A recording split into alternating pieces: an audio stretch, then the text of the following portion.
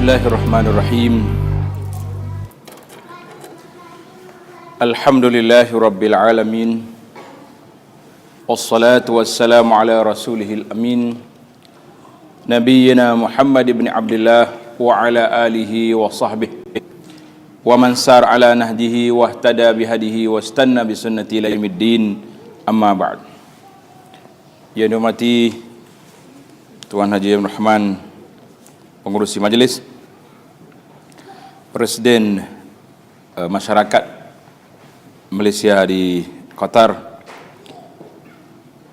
Ketua Usrah Ali, dan Ketua Sekretariat Haji Tuan Haji Jamal, semua ahli yang terkuasa, muslimin dan muslimat, para jemaah sekalian, Assalamualaikum warahmatullahi wabarakatuh. Alhamdulillah, syukur kita kepada Allah Azza wa Jalla kerana pada malam ini dapat sekali lagi kita berkumpul di Doha ini dalam program menambahkan ilmu kita dan juga ukhuwah, menguatkan lagi pertautan persaudaraan Islam sesama kita, di mana kalau kita lihat di zaman yang kita hidup hari ini yang disebut dengan nama zaman akhir zaman. Kalau nak kira akhir zaman tu lama dah akhirnya. Sebab Nabi sebut dalam hadis, Nabi mengatakan sallallahu alaihi wasallam. Jadi bila saya sebut nama Nabi, kita selawat je dah.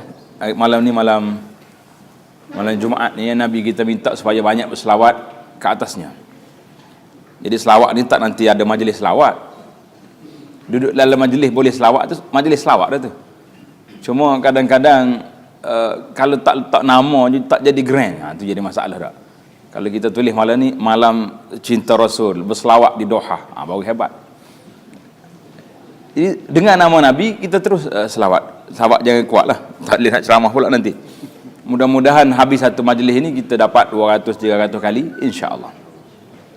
Jadi Nabi SAW telah menyebut kepada kita, ana was-sa'atu kahataini. Nabi isyarat dengan tangannya, ana was-sa'atu kahataini. Maknanya aku dibangkitkan dengan kiamat itu dah jadi macam dua jari ni, tak ada celah lagi. Artinya tidak ada lagi Nabi tengah. Jadi lepas Rasulullah ni, syariat dia berterusan sampai ke kiamat. Adapun bila tarikh kiamat, itu bukan kerja kita. Kalau ada orang boleh letak tarikh kiamat tu, tak usah duk percayalah. Tapi masyarakat Islam ni kadang-kadang dia tidak percaya dengan ilmu yang ada pada dia, dia lebih percaya kepada benda lain. Contohnya bila mari orang putih tulis kiamat 2012. Ramai yang tanya soalan tu. Betul ke Ustaz? Saya kata tak payah tanya Ustaz lah, campak je buku tu. Tanya buat apa lagi, muka tahu dah kan. Nabi waktu Jibril tanya dulu kan, mata sa'ah, bila ke kiamat? Apa Nabi jawab? Mal mas'ulu anha bi'a'lama minas sa'il. Orang yang ditanya bukan lebih tahu daripada orang yang bertanya. Maknanya kita dua ni sama tak tahu ya. Terus duduk tanya lah. Tiba-tiba orang putih bagi tak tarikh, kita jadi confused, jadi pening. Kenapa? Ini menunjukkan bahawa maklumat yang kita terima dalam sudut kepercayaan, yang disebut tadi dari sudut akidah kita sebagai orang yang berpegang dengan mazhab Ahlus Sunnah wal Jamaah. Apa makna Ahlus Sunnah wal Jamaah? Itu kadang-kadang definisi kita ni, di sini pun kita dah mula celaru. Bila sebut makna Ahlus Sunnah, artinya orang yang berpegang dengan sunnah Nabi sallallahu alaihi wasallam. Oh, dia kata semua sunnah belaka. Lah. Kita dah belajar dalam kaedah ilmu hadis. Hadis ataupun sunnah itu ada yang memang sabit, yang sahih, yang warid daripada Nabi sallallahu alaihi wasallam, dan ada jalur yang mutawatir. Maknanya tak ada orang boleh pertikai lagi lah, ramai orang riwayat. Ataupun melalui jalan yang sahih tapi tidak sampai darjat mutawatir, tapi ia sahih. Ada dalam Bukharinya, dalam Muslimnya dan lain-lain hadis. Kemudian ada lagi yang jalannya lemah. Bahkan kalau lemah tu ada juga yang tak tahannya, yang memang palsu, dia panggil maudhu'. Tapi dah maudhu' pun kalau masuk dalam kitab, dalam buku kita, jadi hadis juga lah. Dia kata, orang kata, kalau dia dah palsu, kenapa panggil hadis? Itu masalah. Sebab dipanggil hadis tu kerana dia disandarkan kepada Nabi. Dia ini kata Nabi SAW. Ana kalau tuan-tuan yang ikut dalam perkembangan Facebook Abu Anas tu, dekat Ramadan baru ni hampir 10 hadis letih saya. Setiap minggu ada orang tahu, ustaz tolong komen. Yang terakhir sekali saya tengok komen kita iaitulah hadis tembikai. Sampai kat kota ni hadis tembikai? Tak sampai. Tak banyak tembikai sini kok. Banyak tak? Hadis tembikai. Dia kata, disebut ni sabda Nabi SAW, siapa-siapa perempuan yang mengandung, dengar ni muslimat belakang tu. Mana-mana perempuan yang mengandung makan tembikai, anaknya jadi cantik dan cerdik. Allahu akbar. Saya kata toke mana lah buat hadis ni. Toke ni. Ini dia panggil hadis toke ni. Mana hadis? Jadi kita pun bantulah jemaah, kata ini palsu, ini. Jadi banyak cerita-cerita yang disandarkan kepada Nabi. Maka balik kepada perbincangan kita, bila kita sebut tentang Ahlus Sunnah, artinya orang yang berpegang dengan sunnah Nabi SAW, sebagaimana dalam hadis yang Nabi yang masyhur, hadis Al-Irbad bin Sariyah, Nabi kata, alaikum bisunnati, adalah kamu semua berpegang dengan sunnah aku. Jadi sunnah dengan mana perjalanan ajaran yang dibuat oleh Nabi SAW, maka itu yang disebut sebagai sunnah. Jadi inilah dipanggil ahli sunnah. Anak kadang-kadang bila cerita ahli sunnah ni, mari kawan-kawan daripada Arab, dia pergi melawat pak kita suruh dia ceramah. Bila dia ceramah, dia kata kamu semua ahli sunnah, kata sini semua ahli sunnah, tak ada Syiah, tak ada Ibadi, tak ada lain-lain mazhab lain. Kalau kawan-kawan kita sebelah negeri ni ada dipanggil Ibadi. Kenal mazhab dia? Tak, Oman. Jadi dia kata baik. Apa orang ahli sunnah? Berapa orang yang di kalangan ramai-ramai ini yang baca kitab sunnah? Di antaranya kitab induk yang masyhur, yang muktabar ya, kitab Sahih Al-Bukhari. Tanya hak ni tak ada orang boleh angkat tangan. Dia kata wallahi hadza ajaib. Mu ahli sunnah, kitab induk yang mencerita tentang sunnah tak ada siapa khatam lagi di sini. Ini bagi dia satu benda yang pelik. Jadi kita para jemaah sekalian, bukan semua orang mampu baca, tetapi paling tidak pun biarlah ada pengajian kita ni dalam ilmu-ilmu yang berkait dengan sunnah Nabi SAW, kerana itulah jalan kita, itulah lorong yang perjalanan kita. Nabi kita sebut alaikum bisunnati, hendaklah kamu berpegang dengan sunnah aku. Di kala mana? Apabila kita lihat manusia ini, sebagaimana disebut hadis tadi, hadis at-tafriqah, jadi hadis perpecahan masyarakat. Memang pecah, benda tu tak ingat lagi dah. Dia panggil ketetapan itu sudah berlaku, tetapi Nabi kita SAW, dia tidak akan jatuhkan satu perkara tanpa ada penyelesaian. Macam kita hari ni, kadang-kadang kita letakkan satu isu, jawab tak ada lah. Itu bukan cara Rasulullah SAW. Baginda SAW bila disebut satu kes, bukan mana nak menakutkan kita, bukan mana nak menyusahkan. Kerana dalam satu hadis tentang bilangan ahli neraka, hadis ini berat. Nabi kita SAW pada satu hari sebut tentang hadis Allah SWT beritahu kepada Nabi Adam supaya keluarkan daripada zuriat dia ba'sun nar, orang-orang yang akan dicampak dalam neraka. Jadi berapa orang bilangan? Ini kes ini agak berat. Maka katanya daripada 1999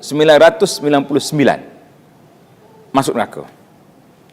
Ketika itu para sahabat yang duduk bersama dengan Nabi SAW terkejut. Ya Rasulullah, siapa yang selamatnya? Seorang 1000, maknanya terlalu ramai. Jadi sahabat-sahabat pada waktu itu pun telah menyatakan kebimbangan dan kerana takut kepada bil angka yang begitu berat, begitu besar. Maka Nabi SAW tidak lepas gitu saja. Tak kata balik tak lena tidur lah kamu malam ni duk fikir siapa. Sebab orang zaman dulu berbeza dengan zaman kita. Zaman dulu dalam kes-kes begini dia tak tunjuk dengan orang. Dia tak hak seorang tu aku, hak lain tu 90 tak. Dia lebih suka tunjuk kepada dia. Maknanya kalau ada macam kes yang haji. Mungkin kita akan cerita muqaddimah dia. Orang yang duduk di Arafah, di saat akhir nak habis waktu wukuf, mereka menangis. Dia kata, kenapa kamu menangis yang begini dahsyat? Dia kata, aku bimbang. Kalaulah andai kata terdengar suara pada hari ini mengatakan semua orang di bumi Arafah ini diampunkan oleh Allah kecuali seorang, maka aku bimbang akulah orang tu. Jadi orang dulu kebimbangan dia letak ke atas diri dia. Mana kalau seorang itu aku, kalau kita ya sok kecuali seorang, masing-masing tunjuk orang lain ada. Dia tu dah, aku rasa dia tu dah, sebab dia tak apa kuat semayang. Dia ni dah, dia tu sebab duit dia mari entahlah duit loteri ke duit riba. Jadi masing-masing tunjuk dengan orang, tak ada jari ke sini. Dia tak, dia panggil 5 jari ke depan belakang. Jadi inilah dia. Jadi para sahabat dia bimbang kerana apa? Dia kata, Rasulullah, bagaimana keadaan ni 1000 seorang? Nabi kata, kamu jangan bimbang. Kamu ni, bilangan kamu ni nak banding dengan umat-umat yang terdahulu sepertilah satu bulu yang duduk di atas belakang lembu yang warna hitam, ataupun bulu hitam duduk di atas belakang lembu yang berwarna putih. Artinya bilangan kita terlalu sikit. Nabi kata daripada kalangan Ya'juj wa Ma'juj, dari kalangan yang lain itu ramai. Jadi artinya memang akan berlaku 999, tetapi bukan daripada kalangan umat ini, umat Nabi Muhammad sallallahu alaihi wasallam. Kerana umat kita ni umat di antara umat yang terbaik. Kuntum khairu ummatin, kamu semua ni sebaik-baik umat. Tapi ada ciri-ciri, kriteria, sifat-sifat khairu ummah. Kalau kita kata kita mengaku kita umat terbaik, memanglah kita umat terbaik sebagaimana diaku dalam Quran, tetapi dengan syarat. Apa syarat dia je? Ada ciri-ciri yang disebut oleh Allah, ta'muruna bil ma'ruf wa tanhauna 'anil munkar wa tu'minuna billah. Jadi sifat-sifat itu mesti ada, baru kita masuk dalam golongan orang yang disebut tadi. Baik, para jemaah sekalian, bila kita balik kepada alaikum bisunnati, kamu hendaklah ikut sunnah aku, maka perjalanan yang diajar oleh Nabi sallallahu alaihi wasallam itu yang menyelamatkan kita daripada golongan yang berpisah, golongan yang berpecah. Sebab kalau kita lihat di kalangan firaq ataupun dipanggil firqah, kumpulan-kumpulan ini, ramai penulis-penulis zaman dulu. Contohnya Syekh Abdul Qahir Al-Baghdadi dalam kitabnya Al-Farqu Bainal Firaq, pemisah di antara kumpulan-kumpulan. Dia cuba senaraikan, nak keluarkan 73 tu. Daripada kalangan Khawarij berapa, dari kalangan Syiah berapa, dari kalangan orang ni berapa, akhir sekali keluarlah bilangan. Jadi yang penting bagi kita tak usah duk cari siapa, apa bilangan dan bagaimana orang itu. Cukup 70 ke tak cukup 70, itu kalau kita duk cari itu pun tak ada kerja mana. Sebab yang menentukan orang itu betul ke tak betul bukan kita yang boleh tetapkan. Bukan ahli majlis fatwa saja yang boleh tetapkan, tetapi yang boleh tetapkan iaitulah neraca yang kita boleh timbang, yang kita boleh letak di atas kitab Al-Quranul Karim dan hadis Nabi sallallahu alaihi wasallam. Itu neraca perkiraan kita. Mana kalau kita masuk dalam ni, kita hidup bawa ikut tepat dengan apa yang ada, insya-Allah itu termasuk dalam al-firqatu an-najiyah. Dia panggil golongan yang selamat. Maka bila kita nak tengok perpecahan yang berlaku dari sudut keimanan kita kepada Allah Azza wa Jalla, cuba baca sejarah manusia. Kita kaji selidik sejarah manusia. Bermula daripada zaman siapa lagi? Daripada zaman Nabi Nuh alaihissalam.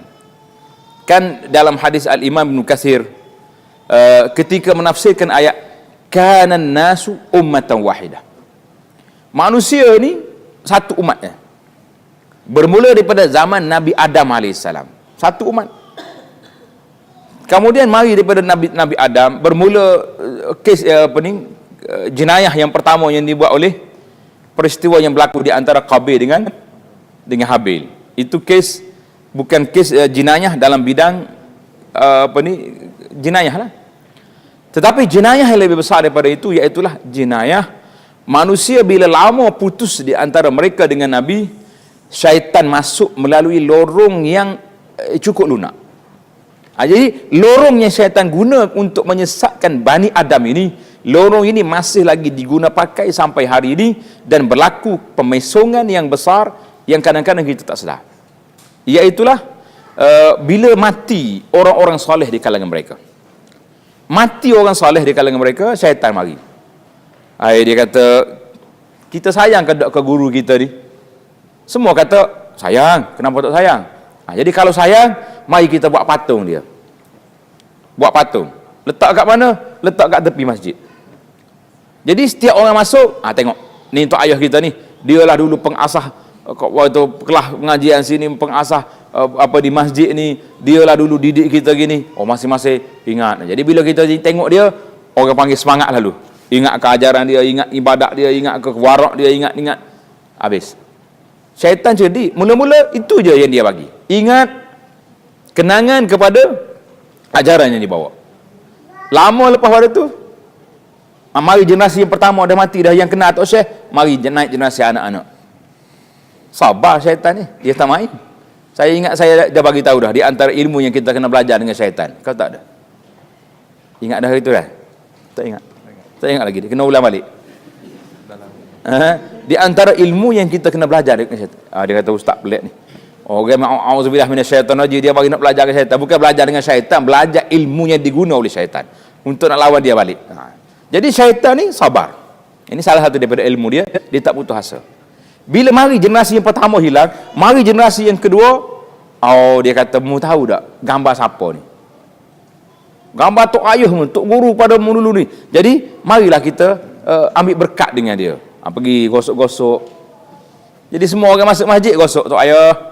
Baguslah tok ayah dulu didik atuk nenek kita. Habis. Turun generasi yang kedua, yang ketiga, mari pula syaitan, dia kata, kenapa pula gosok-gosok saja? Sembah. Mula. Jadi kata Al-Imam Ibn Katsir, tuan-tuan boleh balik rujuk dalam ayat tadi, kana nasu ummatan wahidah. Manusia ni asalnya satu, umat yang satu. Bila lama kelamaan, katanya di antara Adam dengan Nuh itu 10 kurun, 10 abad. Jadi mari generasi yang selepas ini, maka syaitan dah mula, dan berlakulah permulaan penyembahan syirik di atas muka dunia ini hasil daripada al-ghulu fi hubbis salihin, kerana melampau di dalam kasih kepada orang-orang soleh di kalangan mereka. Maka berlakulah Ya'ud dan Yaghus wa Ya'ud, Nasra, nama-nama. Itu nama-nama semua bukan nama berhala, itu nama orang-orang soleh di kalangan mereka. Maka syaitan mengguna pendekatan secara berhemah, secara sabar, peringkat demi peringkat, maka berlaku sedemikian. Mari pula zaman Nabi Allah Musa AS, Nabi Ibrahim AS. Jadi Nabi Ibrahim ni, zaman dia memang zaman sudah berlaku penyembahan berhala yang begitu besar kan. Dialog di antara Ibrahim dengan ayah dia Azar, atattakhidu asnaman alihah, ayah semua ni kamu jadikan berhala sebagai Tuhan. Maka akhir sekali Nabi Ibrahim telah menunjukkan satu sikap yang hebat, yang berani, iaitulah dia pergi pecahkan berhala. Tapi dia ada ilmu psikologi. Tengok, dakwah ni perlu kepada psikologi. Dia pecahkan berhala semua, dia tinggal berhala yang paling besar, dia ambil kapak, disangkut kat kepala dia tu. Bila balik puak-puak ni kafir ni, pergi buat pesta gitu, habis dia punya karnival, majlis balik-balik tengok siapa semua, dia kata ni berhala besar ni, dia marah dengan anak-anak ini, dia ketuk semua, tinggal dia seorang. Dia kata apa? Mari zaman Nabi Musa berlakunya penyembahan ijil, penyembahan anak lembu. Jadi berlaku satu demi satu, sehinggalah zaman berlakunya di Jaziratul Arab sebelum kebangkitan Nabi SAW, iaitulah seorang yang bernama Al-Khuzai, yang telah bawa masuk berhala ke Mekah. Jadi panjanglah cerita, maknanya Nabi kita SAW dibangkitkan di Mekah Mukarramah dalam keadaan suasana masyarakat pada waktu itu memang disebut dengan nama suasana jahiliyah. Suasana jahiliyah ini, kalau nak kata jahiliyah, nisbah kepada apa? Nisbah kepada tak cerdik, tak munasabah. Abu Jahalnya, Abu Sufyannya, segala tokoh-tokoh yang ada di Mekah ni ahli-ahli korporat besar. Orang bodoh tak boleh jadi korporat dia tak. Jual kaki lima boleh lah. Nah, tapi ahli korporat besar ni jutawan pada waktu itu, takkan kita kata terbodoh. Maka kerana itulah bila sebut tentang jahiliyah, artinya satu fatrah manusia tidak mengenali Allah Azza wa Jalla, dia sembah apa saja. Ada seorang sahabat dia kata, kita ni tak kira apa yang kita jumpa, batu-batu yang cantik kita bawa balik. Pahak buat berhala. Sembah. Bila tengok jumpa yang lain pula, campur ini, tak balik dah ni. Cari Tuhan lain pula masuk. Nak kata apa? Apa ni? Ataupun bila mari musim panas macam ni, dia ambil tamar yang paling baik, ajwah ni, ukir, buat berhala. Bawa sekali musafir, nak travel, nak apa, bawa sekali dia punya Tuhan ni. Sembah, akhir kali habis makanan, hidung Tuhan dah cabut dah. Hidung Tuhan cabut. Akhir sekali dengan Tuhan dah hilang. Sebab itulah dipanggil zaman fatrah jahiliyah.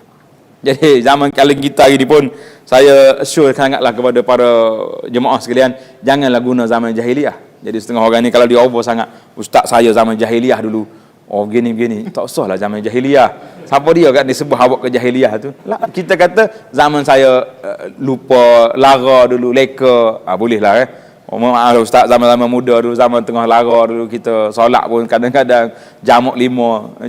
Jamuk 5. Bukan jamuk orang lain, jamuk 2, dia 5 dia jamuk dah. Dah semua sekali, bangun nak pergi, sudah pukul 8 pagi, nak pergi kerja lari cepat. Lepas tu tak sampai asal sebab akhir lepas Isya balik kerja, dia jamuk sekali 5. Tu dia panggil jamuk 5. Jadi mana ada mazhab jamuk 5 daripada mazhab bawah ni. Jadi kita kata itu zaman waktu kita leka, waktu lara. Jangan disebut sekali-kali diri kita kepada zaman jahiliyah abanan sama sekali. Jangan disebut. Berat zaman jahiliyah ni, jangan duk rasa ai. Baiklah, ada penulis sebuah buku, dia kata Jahilatul Qarn al-20, kumpulan jahiliyah di kurun 20 lebih dahsyat daripada jahiliyah zaman Nabi sallallahu alaihi wasallam. Sebab zaman tu masyhur dengan orang tak mengajinya, dengan orang tak baca. Tapi zaman kita ini lebih dahsyat daripada itu. Jadi jahiliyah kurun 20 lagi dahsyat. Kerana macam-macam alasan yang dia beri menamakan sedemikian. Baik. Jadi bila Nabi kita sallallahu alaihi wasallam datang nak memperbetulkan akidah manusia, tauhid kepada Allah Azza wa Jalla, kerana inilah dia yang dipanggil ajaran semua nabi-nabi alaihi wassalatu wassalam, sebagaimana dalam ayat Allah Taala berfirman, walaqad ba'atsna fi kulli ummatin rasulan an i'budullah wajtanibut taghut. Dengan dia punya ayat ni ada dua. Walaqad ba'atsna fi kulli ummatin rasulan. Sesungguhnya kami telah bangkit pada setiap umat itu ada rasul. Setiap umat, bermula daripada zaman Nabi Nuh AS. Dalam Quran kita baca berapa Nabi ada?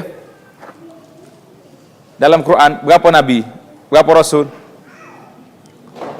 20? 25. Kena ingat baliklah fardu ain ni. Lepas tu sekali-sekala study lah dengan anak-anak. Jangan kata aku nak belajar dengan mu, mak ke ayah nak study fardu ain. Jadi suruh anak baca, kita boleh maklumat baru. Sambil-sambil duduk study anak dah. Jangan ada pandai lagi, ilmu fardu ain budak-budak. Betul budak-budak, tapi kalau tanya tak jawab juga kan. Baik. Jadi kita dalam Quran disebut 25. 25 itu nabi dengan rasul yang disebut dalam Quran, tapi bilangan dia lebih ramai daripada itu. Ada yang mengatakan 313, ada yang kata 315 rasul alaihi wassalatu wassalam. Bilangan nabi ramai lagi. Ada riwayat mengatakan 124,000 nabi. Jadi dalam nabi-nabi yang ada, sama ada 25 yang disebut dalam Quran ataupun 300 lebih yang disebut dalam hadis, Allah Ta'ala gambarkan kepada kita apakah ajaran dia. Maka semua nabi-nabi alaihi wassalatu wassalam, walaqad ba'atsna fi kulli ummatin rasulan, Allah kata aku bangkit bagi setiap umat itu seorang rasul. Apa peranan rasul ini? Apa kerja dia? Kerja dia ni dua perkara, ani'budullah wajtanibut taghut. Sembah Allah dan jauhkan diri daripada taghut. Jadi kalau kita hari ini kita sembah Allah saja, tapi taghut masih lagi berlega, berleluasa pada kita, maka orang ini belum sempurna. Dan inilah ajaran ini terletak di mana? Terletak dalam kalimah syahadah. Kalimah syahadah kita ucap apa? La ilaha illallah. Sebab apa dia ada dipanggil la ilaha tu? Dalam bahasa kitab dipanggil nafi. Tolak. Tidak ada Tuhan yang berhak disembah, yang dipuja, dipuji, diminta pertolongan illallah. Jadi bahasa Arab ni kalau ada nafi kemudian dia ada isbat, itu lebih kuat daripada Allah ada. Sebab kita tak menafikan yang lain. Jadi bila kita nafi dulu, kosongkan dulu, baru masuk, itu dia kata lebih kuat. Macam contohnya kita masuk dalam dewan ni. Masuk-masuk dalam dewan ni tengok kosong. Jadi kawan tanya, ada orang dah, dia kata kosong dewan kecuali seorang je ada. Haji Ismail je ada, kita kata. Haji Mansur je ada sebab dia ketua mari awal. Maknanya confirm tak ada manusia kecuali seorang. Itu dia panggil nafi isbat. Nafi dan isbat. Jadi kalau kata ada orang, ada seorang, tak kuat lagi. Kosongkan dulu. Jadi dalam ilmu akidah, ilmu tauhid, maka duduk di antara dua ni. Menolak segala taghut yang ada dan isbat, letakkan dalam hati kita ni Allah Azza wa Jalla. Maka marilah pelajaran yang disebut dalam Islam ini, sama ada kita namakan pelajaran tauhid, mana pelajaran tauhid mengesahkan Allah Azza wa Jalla, ataupun disebut dengan nama pelajaran akidah. Apa makna akidah? Simpulan dalam hati kita ni. Kita simpul dalam hati kita ni bahawa kepercayaan kita ada Allah Azza wa Jalla dan menafikan semua ajaran-ajaran yang lain, maka itu dia panggil akidah. Jadi apa lagi ilmu ni? Ilmu tauhid, ilmu akidah, satu lagi dia panggil ilmu usuluddin. Usuluddin artinya asas agama duduk di mana? Duduk berpaksi kepada la ilaha illallah Muhammadur Rasulullah. Jadi tiga nama ni tidak kontra, masing-masing lengkap melengkapi. Kalau kata ilmu usuluddin, betul lah, ilmu memahami asas agama. Asas agama itu apa dia? Asas agama itu iaitulah mengesahkan Allah Azza wa Jalla. Mengesah Allah Ta'ala itu iaitulah simpulan yang ada dalam hati kita, yang memang kita ikat dia dan kita suburkan dia, kita bajakan pengetahuan ni supaya tidak terungkai, supaya tidak terbuka. Maka para jemaah sekalian, bila mari dua tajuk ini, ani'budullah, yang pertama sekali sembah Allah Azza wa Jalla, maka menjadi kewajipan kepada kita mengenali Allah. Kita nak kenal Allah melalui tiga jalan. Yang pertama sekali dia panggil dilalah an-nas. Ini yang aslinya manusia ni kita tengok dengan nas. Al-Quran sebut Allah wujud. Cukup dengan apa yang kita baca dalam Al-Fatihah. Kita baca dalam Qul huwallahu ahad. Qul huwallahu ahad, Allahus samad, lam yalid wa lam yulad wa lam yakul lahu kufuwan ahad. Dah cukup dah. Allah Taala yang esa, yang tak ada anak, tidak diperanakkan, tidak ada bandingan. Jadi ini di antara ayat yang besar apabila berlaku pertemuan di antara orang Islam dengan bukan Islam yang nak guna nama Allah. Sekarang ni di tempat kita berebut sampai bawa ke mahkamah dan sebagainya, orang-orang yang bukan Islam nak guna nama Allah untuk kitab mereka. Kan kata sampai cerita sini. Pertemuan ni sampai ceritakan. Dunia hari ni sama ya, duduk Malaysia dengan sini. Kadang-kadang saya dapat maklumat orang luar negara hantar dulu daripada orang dalam negeri. Sebab orang dalam negeri masih duduk tidur lagi, contohnya sini tak tidur lagi kan. Orang duduk tidur, sini tak tidur. Dia dapat sudah tengok maklumat mari daripada Doha, soalan tanya. Kita pun tak baca lagi. Itu perbezaan waktu. Jadi bila sebut tentang Allah, makna dilalatut tauhid, pengajaran tauhid kita ambil daripada nas Al-Quran sebut. Jadi kalau ada orang mari nak rempuh kita, aku nak guna nama Allah, tanya dia, mana Allah? Allah mana yang kamu nak guna? Allah ada anak? Allah ada isteri? La, kita mengatakan Allah itu siapa dia? Allahu As-Samad. Qul huwallahu ahad. Jadi kalau Allah ni sifat dia. Al-Ahad, tunggal, esa, tak ada tiga dalam satu, tak ada. Satu dalam tiga tak ada. Allah satu. Lam yalid, tak ada anak, tak ada isteri. Jadi kalau mu ni ada anak isteri, Tuhan mana? Pergi cari Tuhan lain lah, tak sedut guna. Kita ni, itu perbalahan yang tak habis-habis lagi lah. Yang penting bagi kita bukan itu yang kita nak. Yang kita naknya iaitulah kita nak kenal Allah Azza wa Jalla ni, yang kita boleh kenal sama ada melalui nas Al-Quran dan hadis Nabi sallallahu alaihi wasallam. Yang kedua dipanggil dilalatul fitrah. Dilalatul fitrah, fitrah kejadian manusia ni dia mesti mengakui ada Allah Azza wa Jalla. Pergi tanyalah manusia mana atas dunia ni kecuali manusia yang dipesong otak mereka, seperti golongan mulhid yang menafikan adanya Tuhan. Itu tak ada lah. Dia nafi ya dengan mulut dia, tapi dhamir dia, hati dia mesti mengakui ada kuasa atas dunia ni. Ataupun kalau zaman moden hari ni, golongan komunis. Komunis ni pokok etis, komunis. Dia ada Tuhan, tak ada Tuhan. Tak bagi dia tak ada Tuhan, tapi ada apa tak tahu. Iaitu dia panggil dilalatul fitrah. Kalau manusia ni kita letak di atas landasan fitrah, asal kejadian manusia, di mana manusia ni telah membuat perjanjian dengan Allah Azza wa Jalla. Manusia ni dipanggil di alam zuriat. Mereka telah berjanji dengan Allah Azza wa Jalla apabila Tuhan tanya, alastu bi rabbikum? Qalu bala. Tuhan tanya, bukankah aku di Tuhan kamu? Semua menjawab, qalu bala. Mereka mengatakan, ya, ya Allah, kami mengakui engkau Tuhan. Maka Nabi SAW menamakan anak-anak yang baru dilahirkan sebagai apa? Kullu mauludin yuladu alal fitrah. Setiap anak yang dilahirkan itu dilahirkan di atas landasan fitrah. Apa makna fitrah?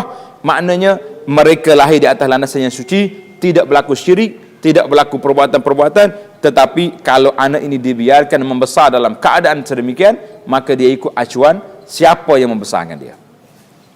Pasal itulah anak kita hari ini, para jemaah sekalian, kita tak boleh confident, oh anak saya Islam. Mana bukti? Dalam surat beranak dia sudah tulis agama Islam. Itu agama kad pengenalan, itu agama surat beranak. Tapi apakah anak ini membesar dalam keadaan Islam? Ini yang jadi persoalan. Anak kita membesar dalam Islam ke tidak? Sebab bila dia besar, kalau tidak dididik, tidak diasuh daripada awal lagi mengenali Allah, mengenali Rasulullah sallallahu alaihi wasallam, mengetahui apa itu Islam, maka orang ini dibimbangi apabila mereka besar, mereka tidak kenal Islam. Jadi kebimbangan ini telah disebut oleh Sayyidina Umar ibn Khattab radhiyallahu anhu. Sayyidina Umar kata apa? Ini kita ingat, ambil perhatian para jemaah. Umar kata, la tanqudanna ural islami urwatan urwatan. Simpulan Islam ini akan terungkai satu demi satu. Siapa yang akan terlibat dengan ni? Man nasha'a fil Islam la ya'riful jahiliyah. Orang yang membesar dalam suasana Islam, dia tidak tahu apa itu jahiliyah. Jadi hari ini kadang-kadang kita tak tahu. Suasana yang ada hari ini, ada sebahagian tempat mungkin tidak membantu anak kita mengenali Islam. Dah pagi-pagi keluar pergi sekolah, bercampur dengan orang Islam dengan bukan Islam. Tengok orang Islam sendiri pun solat entah di mana. Pakaian-pakaian tidak melambangkan sebagai seorang Muslim. Dia kata Islam ni tak ada pakaian khas. Memang tak ada pakaian khas, tetapi ada pakaian dia. Pakaian apa? Menutup aurat. Tapi kalau tak menutup aurat, itu jadi masalah. Hari ni nak pakai jubah ke, nak pakai baju Melayu ke, nak pakai baju Cina ke, nak pakai baju India ke, pakailah. Syarat dia satu je, apa? Tutup aurat. Pasal tu dia panggil Islam ini anjan. Murunah dia. Kalaulah Islam ni khas baju Arab, baju macam jubah saja, jadi macam Nabi pakai saja, jadi masalah lah kita hari ni. Pergi ke India tak ada Islam sana. Sebab dia pakai baju dia tu. Pergi ke negeri orang putih lagi masalah. Jadi Islam tidak menetapkan apa bentuk baju, yang ditetapkannya iaitulah bagaimana nak berpakaian. Bagaimana berpakaian artinya pakaian itu mesti menutup aurat, yang menunjukkan identiti orang ini patuh kepada Allah, patuh kepada syariat. Jadi orang yang membesar jadi anak-anak kita, itulah dipanggil dilalatul fitrah. Fitrah manusia ini menunjuk sedemikian. Allah gambarkan dalam satu peristiwa berlaku pada orang kafir. Allah Taala sebut dalam Quran, wa idza rakibu fil fulki da'awallaha mukhlishin lahuddin. Orang kafir bila dia naik bahtera, naik kapal, naik sampai tengah laut, bergoyang, ombak kuat, mari ribut kuat, apa jadi? Da'awallaha mukhlishin, mereka akan doa kepada Allah Taala. Wa iza najahum ilal barri iza hum yusyrikun. Tapi bila aku hantar balik manusia ni ke darat, hantar ke pantai, tiba-tiba mereka kafir balik dengan Allah Azza wa Jalla. Ini dilalatul fitrah, makna manusia ini akan tengok, mereka akan lihat, mereka akan mengakui ada kuasa yang menyelamatkan dia. Bukan kuasa yang dia buat sendiri, bukan pekong dia, bukan apa dia. Baru ni sibuk satu Malaysia, iaitulah ni dalam rumah berhala ni. Kan kalau setiap orang Cina apa ni yang Buddha ni, biasa ada rumah warna merah. Pernah pergi tak tengok ada apa dalam tu? Ada buah limau. Buah limau dimakanlah. Dia. Yang lain tak nampak. Untuk pekong. Pernah kita tengok pekong dia tu? Yang kita naknya, pekong tu ingat baik tu. Dia ada nama. Yang timbul isu baru ni kontroversi sebab nama untuk pekong tu Haji apa tahu nama? Haji. Ingat malam. Jangan pun nama Haji Jamal sudahlah. Susah kita nanti tak. Mari. Jadi bila buat disiasat, rupa-rupanya nama pekong itu iaitulah nama imam di kampung dia. Jadi baru ni orang kebimbangan, dia orang takut nanti lepas pada ni akan ada nama-nama pekong ni Tok Guru ni Aziz apa nama ada bimbang takut. Sebab bagi dia walaupun dia bukan Islam tapi dia hormat kepada syekh ni kuat. Maka bila mati dia nama-nama dia ni Haji Pulan, Hajah Pulan ini nama orang soleh di kalangan dia. Jadi rentetan cerita daripada zaman Nabi Nuh tadi. Menghormati orang soleh, kepercayaan ini memang wujud sampai hari ini. Ini realiti. Cuba cari dalam ada satu pelajar kita di tempat saya mengajar di kolej di Kias. Memang dia pergi buat kajian, pergi tengok memang nama haji itu, nama orang ni, nama-nama orang soleh dalam kampung. Bila orang ni mati, dia percaya kepada dia ni, jadi dia buat nama pekong, nak buat nama dia punya patung tadi. Subhanallah. Jadi kesimpulannya dalam dilalatul fitrah, manusia ini mengakui ada Allah Azza wa Jalla. Kita sendiri pun bila kita duduk tepi laut, ini satu lagi lepas pada fitrah, dia panggil dilalatul aqli. Akal mesti menerima adanya Allah Azza wa Jalla melalui pemerhatian kita. Kerana itulah kita diminta supaya perhatikan benda-benda. Allah Ta'ala sebut dalam surah Al-Ghasyiyah, afala yanzuruna ilal ibili kaifa khuliqat. Mu tengok pada unta bagaimana dia dijadikan. Sini banyak unta kan? Kita pergi Arak ni. Pergi tengok unta ke pergi minum susu je? Minum susu ya tak? Tak tengok tu ada tak? Kalau tengok tu tak apa nak minum air pun. Kena pergi sekali travel masuk ke apa ni? Kampung-kampung ke orang Badui, kata aku nak perhati unta. Kenapa Tuhan suruh? Afala yanzuruna ilal ibli? Kenapa tidak kamu tengok kepada unta? Bagaimana ia dijadikan? Tapi sebelum pergi kena research dululah. Tengok dalam internet, dalam apa ni web yang buat kajian tentang sains dan Islam ini. Dr. Zaghloul Najjar contohnya, ataupun Hayatul Ijazul Ilmi di bawah Rabitah Islam ni, tengok kajian tentang unta.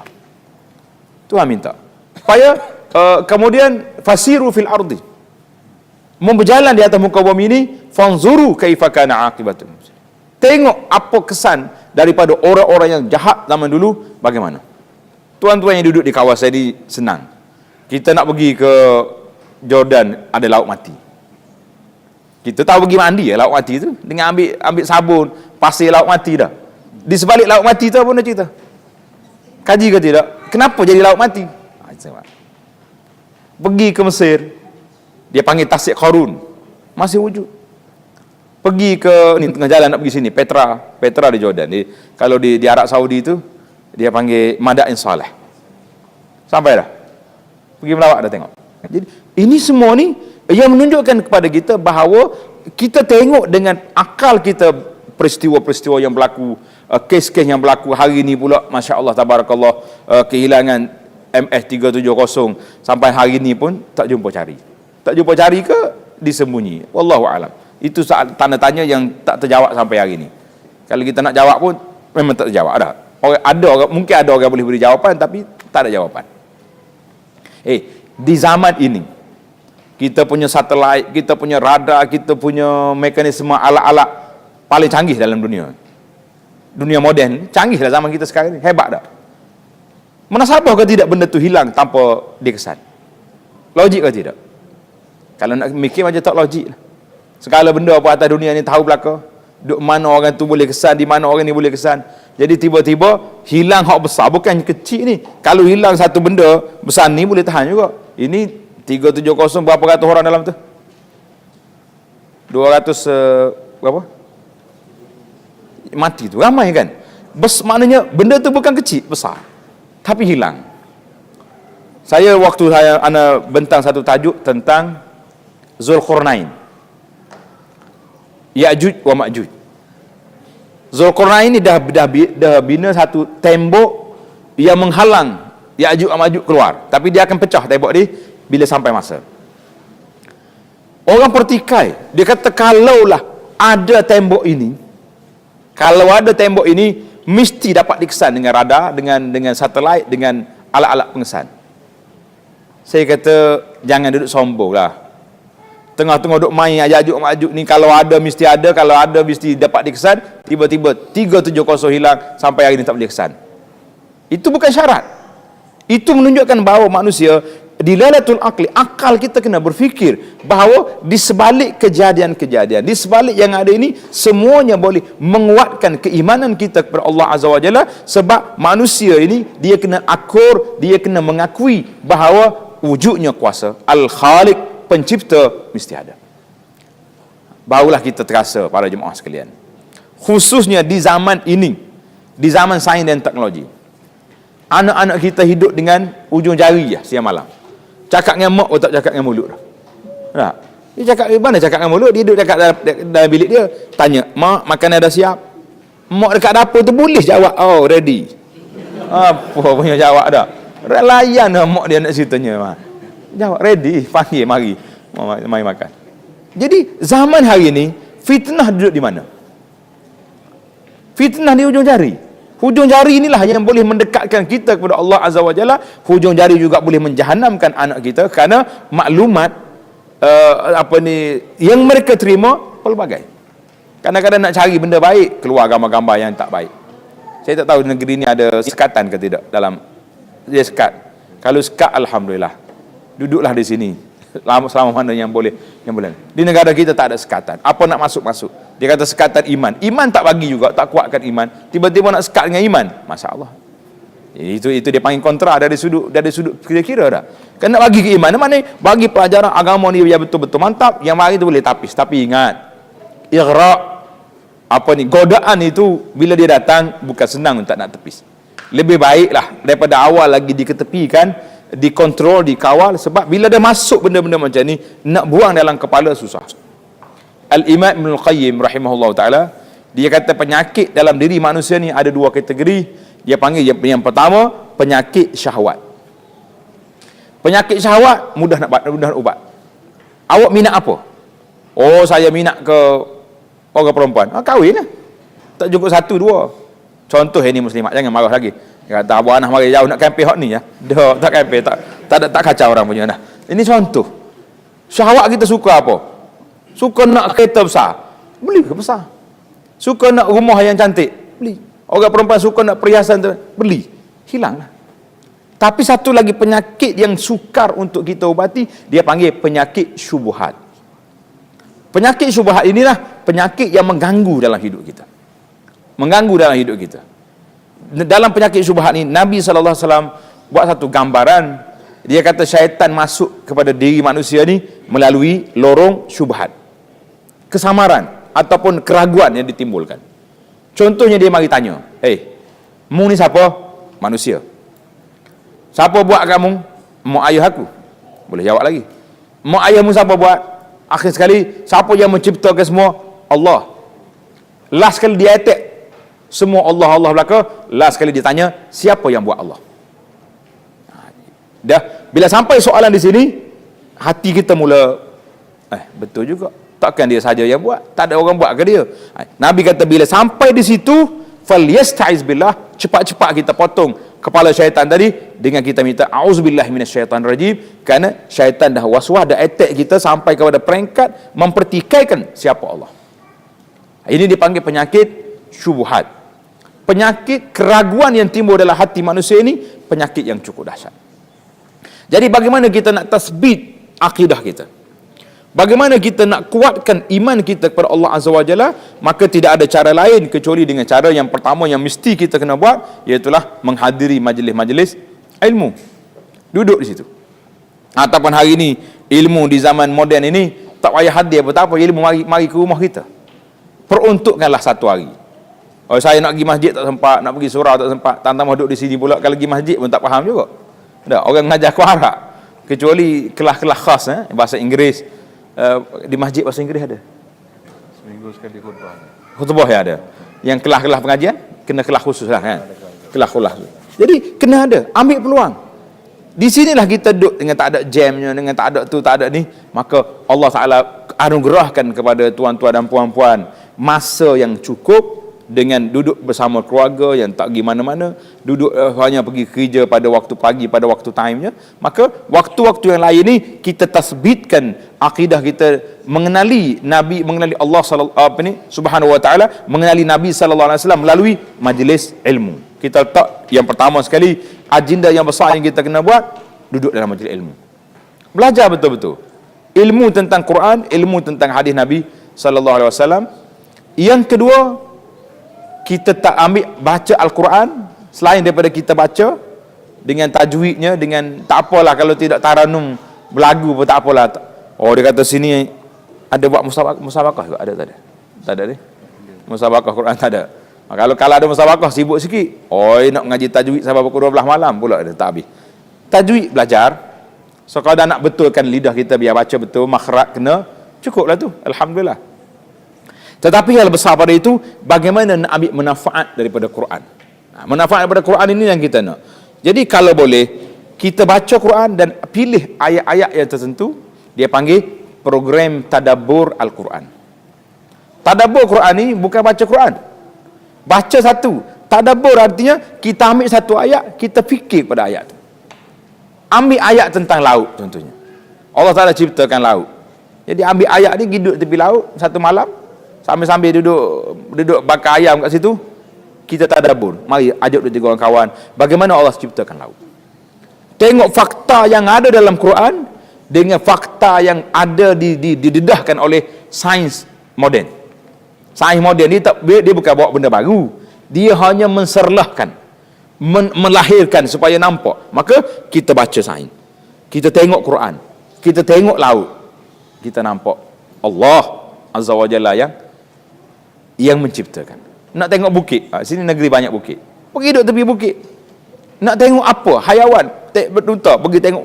Jadi semua ini dipanggil tadabbur Al-Quranul Karim melalui ayat-ayat yang ada depan kita. Di samping kita tengok, maka kita rasa tepat, benar, sadiq, 100% apa yang disebut Al-Quran ini betul, telah dibuktikan melalui sainsnya, melalui otak kita, melalui mata kita. Maka inilah cara nak tasbitul aqidah, nak menguatkan pegangan kita di zaman banyaknya cabaran hari ini. Ini di antaranya. Kemudian banyak lagi lah perkara-perkara yang patut kita kena buat selain daripada tadabbur. Kita belajar, dan perkara-perkara yang baik kaitan lah, pergi ziarah kubur contohnya. Jadi kalau nak pergi ziarah kubur, boleh jangan pergi tengah hari, kalau boleh pergi malam-malam. Pergi malam dah. Pergi malam seorang-seorang, duduk kat kubur, baca doa yang Nabi kita bagi salam pada ahli kubur. Ingat ada doa tu? Tak ingat? Kena ingatlah. Assalamualaikum ya daraqaum mu'minin wa inna insyaallah bikum lahiqun. As'alullah lana wa lakumul afiyah. Antumus sabiqun wa nahnu lahiqun. Baca, pergi baca doa ni dengan memahami makna. Jangan kalau baca tak faham makna tak jadi. Sebab bila kita faham makna, sudah.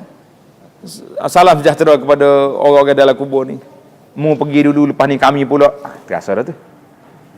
Kita nak pergi ke tak? Mesti pergi punya. Kalau ada orang tak nak pergi, tak nak pergi pun orang hantar. Jangan bimbang tu. Orang yang pergi hantar kita siapa? Siapa yang pergi hantar kita? Orang yang paling sayang dengan kita. Anak kita, adik-beradik kita, kawan-kawan kita. Orang ni yang hantar pergi sana. Bukan sekadar hantar lepas di ke bumi kan, pijak pula tanah tu. Macam seolah-olah kata, bola kelitnya, aku tak mahu dah mu. Ibarat kata tak. Tak kata memang kena kata punya. Kalau balik lari ke mana? Kalau balik bukan sama, oh ayah balik. Lari ke? Kau tunggu. Lari. Jangan. Jadi ini di antara da'aim, sumber-sumber kekuatan yang boleh kita buat. Jadi itu sudut yang pertama, dakwah para rasul dalam isu akidah ini, ani abudullah.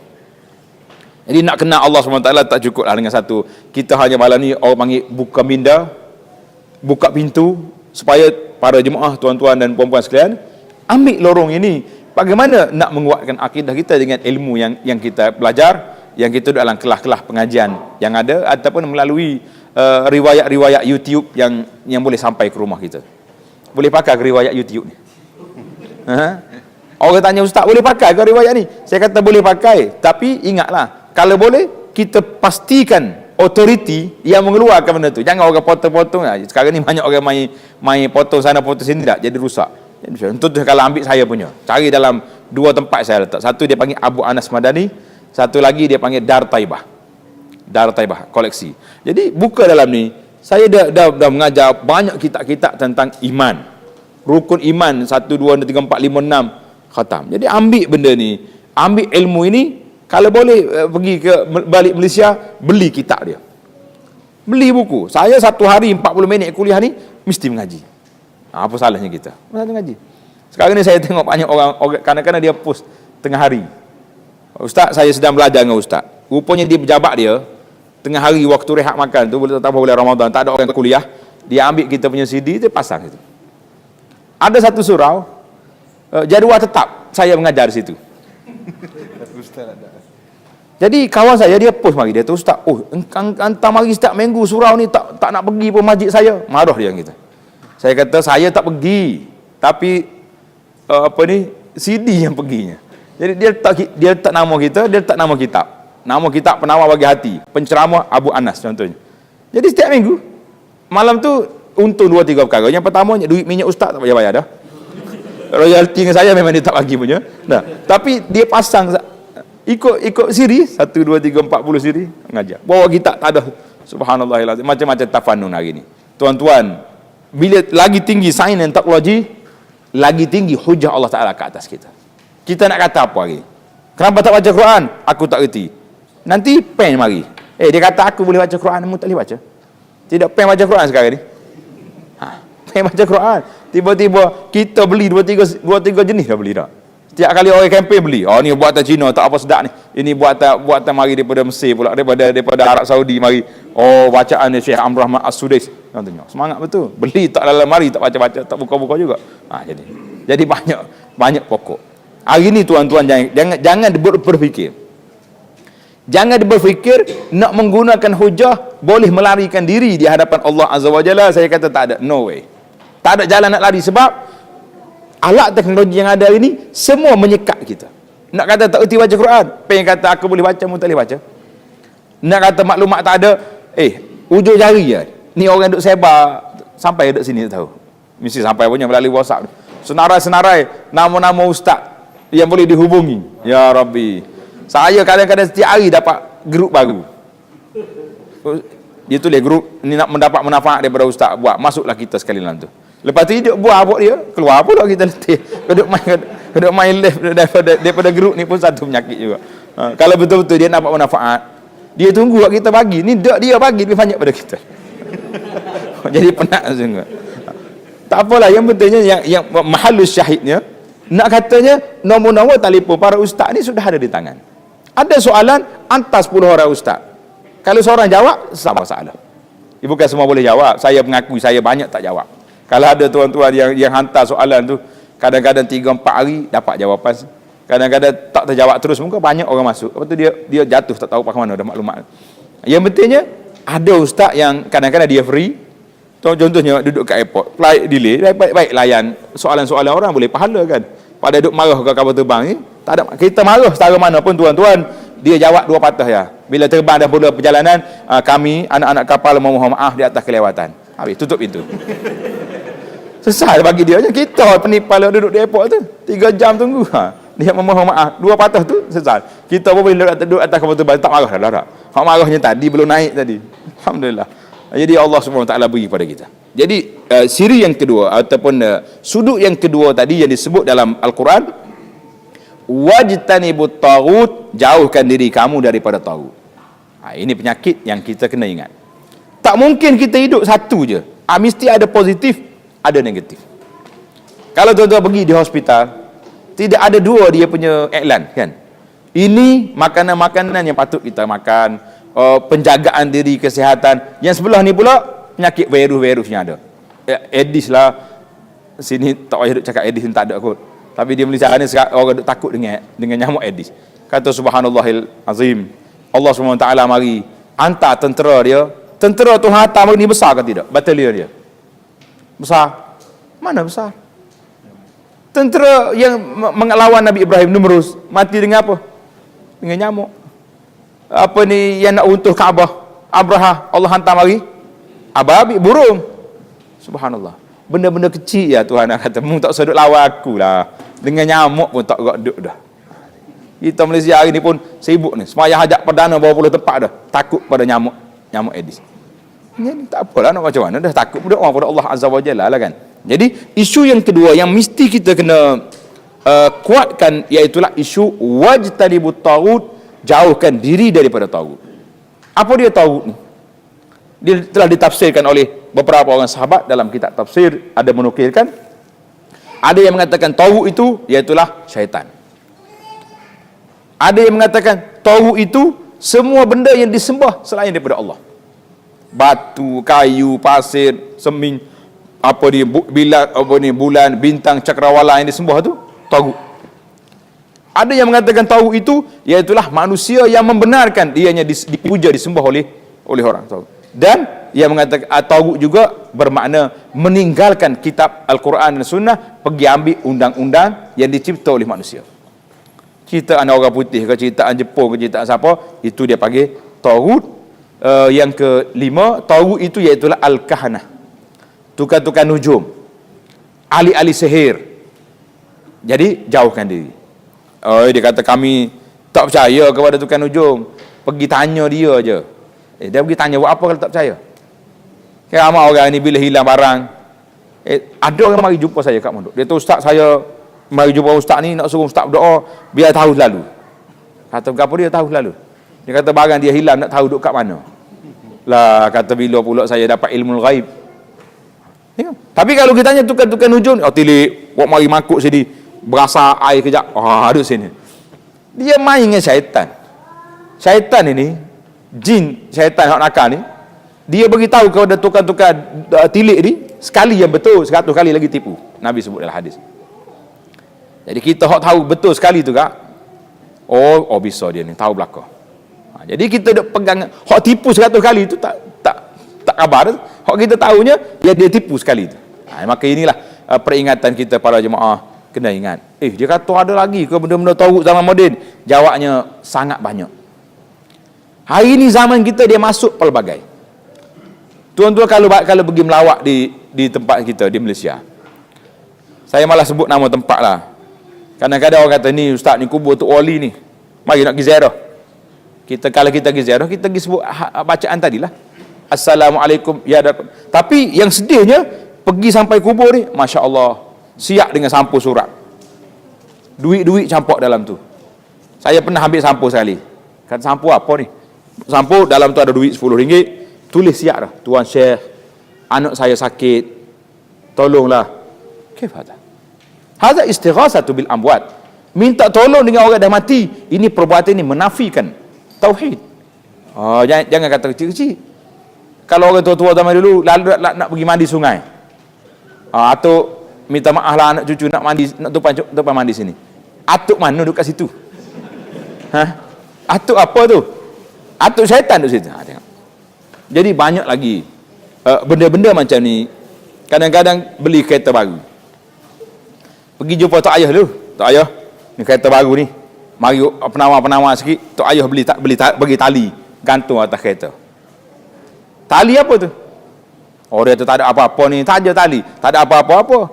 Kamu bergantung dengan tali itulah. Dengan ada tali inilah kereta aku tak hilang, kereta aku tak dicuri orang, kereta aku tak aksiden, sebab tali. Sekarang ni kita bergantung dengan tali ke bergantung dengan Allah Azza wa Jalla? Maka isu-isu yang macam ni jangan menganggap remeh, jangan menganggap benda ni benda kecil, sebab dia menafikan tauhid kepada Allah Azza wa Jalla. Jadi biarlah kita balik kepada ajaran-ajaran kita dalam sunnah Nabi sallallahu alaihi wasallam yang sudah lengkap, yang sudah sempurna. Apa benda yang kita nak? Beriti satu tempat Nabi kita ajar kan, kita baca a'udzu bikalimatillahi tammati min syarri ma khalaq, baca. Nabi kata orang ni kalau membaca hak ni, insya-Allah tak ada gangguan di situ.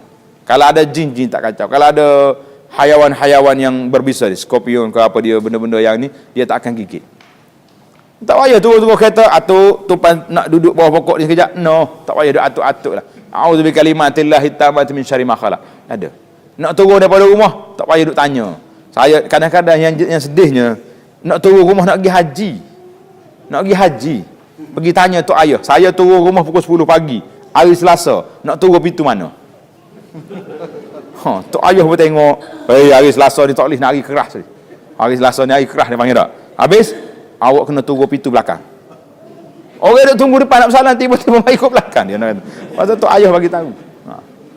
Saya ingat nasib baik dah suruh turun belakang, kalau suruh terjun ke nela, tingkap macam mana nak buat.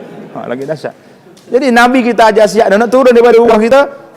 A'udzubika apa ni? Kita baca bismillah tawakkaltu 'ala Allah wala haula wala quwata illa billah. Wadih. Benda tu dah diajar seluruhnya. Tapi kenapa kita tinggalkan sunnah yang diajar oleh Nabi sallallahu alaihi wasallam ini? Kita pergi cari ajaran-ajaran khurafat, benda-benda yang tidak ada. Kerana semua perbuatan tu nampak simple macam adat istiadat, tetapi ianya bercanggah dengan bercanggah dengan akidah, tawakal, kepercayaan kita kepada Allah Azza wa Jalla. Jadi saya rasa setakat itulah pembentangan kita yang ringkas ini pada malam ini. Kita serahkan kepada pengerusi. Sekian, Assalamualaikum.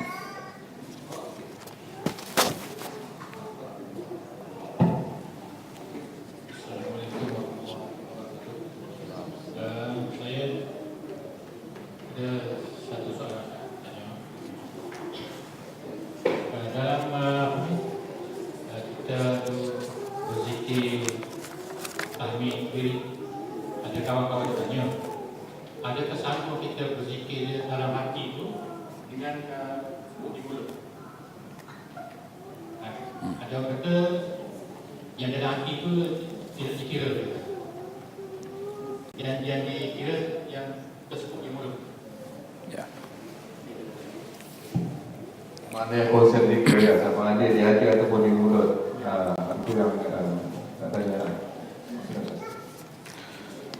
Terima kasih pada Tuan Haji kita.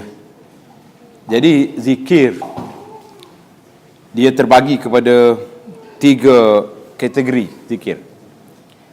Yang pertama dia panggil zikir dengan hati. Yang kedua zikir dengan lidah. Yang ketiga zikir dengan anggota. Itu asasnya bila sebut zikir, mana ingat kepada Allah Ta'ala melalui 3 kategori. Tetapi kalau zikir yang disebut dengan zikir, berzikir itulah, kita sebut subhanallah, alhamdulillah, wala ilaha illallah, Allahu akbar, maka itu dia panggil zikir dengan lidah. Sebagaimana hadis yang seorang sahabat mari tanya Nabi SAW, dia kata, ya Rasulullah, saya ni uzur, tak kuat, sakit, nak buat ibadat, dia tak mampu lagi. Maka Nabi beritahu kepada kita, la yazanu lisanuka ratban bi dzikrillah. Nabi kata, adalah lidah kamu sentiasa basah dengan menyebut nama Allah. Manakala kita tak mampu nak berdiri malam, nak bangun solat tahajud tak mampu, nak berdiri solat sunat tak mampu, tapi zikir dengan lidah, walaupun duduk di mana saja, atas kereta, atas katil di hospital, atas kenderaan, atas rumah kita, semuanya kita mampu buat. Ini menunjukkan bahawa zikir itu mesti dengan lidah. Zikir itu dengan lidah. Adapun zikir dengan hati, iaitulah dia panggil tafakkur. Kita berfikir pada Allah Azza wa Jalla. Aku hidup atas dunia ini macam mana? Akan mati. Itu dipanggil zikir tafakkur dengan hati kita. Kemudian zikir dengan anggota, iaitulah kita lakukan kerja-kerja yang disyariatkan oleh Allah Azza wa Jalla, itu zikir anggota. Naam. Salah.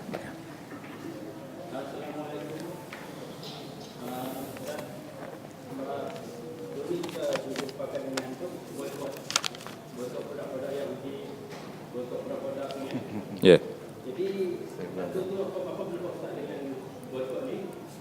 Satu lagi pada masa yang sama kita juga menyumbang kepada riba. Kita simpan duit dalam bank-bank yang menjalankan riba. Ya. Adakah sama dengan boykot ni? Terima kasih. Soalan isu boykot. Boykot ni pun khilaf di kalangan masyarakat.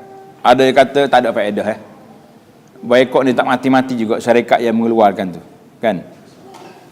Jadi kita mengatakan, apa senjata yang ada pada kita? Kita orang Islam ni, apa senjata ada pada kita? Jadi kalaulah boikot ni salah satu daripada alat yang boleh, kalau tidaklah sampai mereka mati, dia tak mati, tapi tak meriah dia tu. Dia orang tak beli barang dia, tak meriah lah.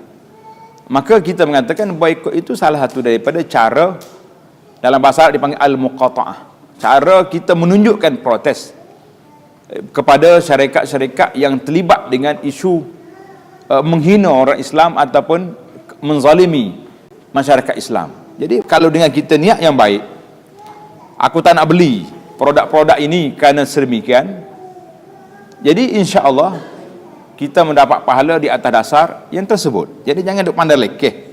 Kita ingat kita seorang yang boikot. Kalau semua orang, berapa banyak dah habis. Jadi kita tak nampak. Saya tak tahulah di negeri kita payah nak boikot. Sebab toke-toke itu orang bukan Islam. Mereka tak akan boikot.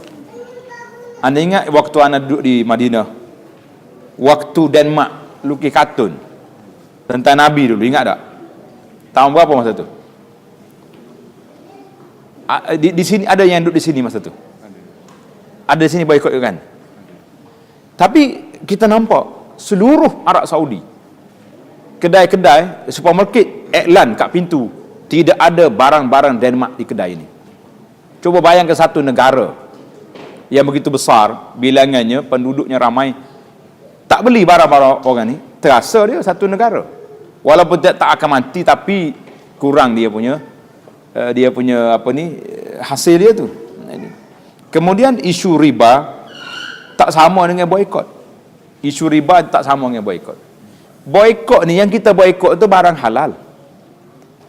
Minuman, tak ada orang kata haram kan, minuman yang dia keluarkan, makanan dia, kecuali yang barang-barang yang tidak halal, itu cerita lain.